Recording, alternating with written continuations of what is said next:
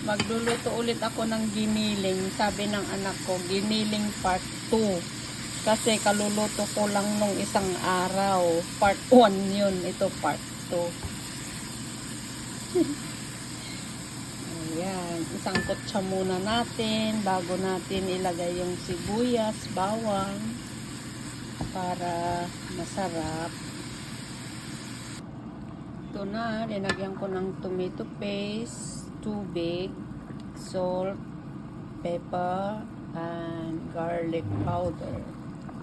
So, pakuluin natin ito hanggang lumambot yung karne. Ayan.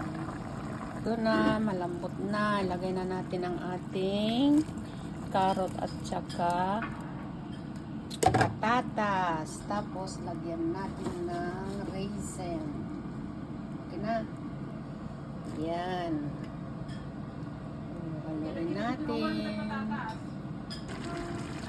Ayan, naluto na ang giniling number 2.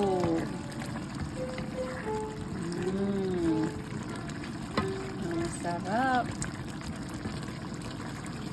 Ayan. Pinapapak ko ito. Walang kanin.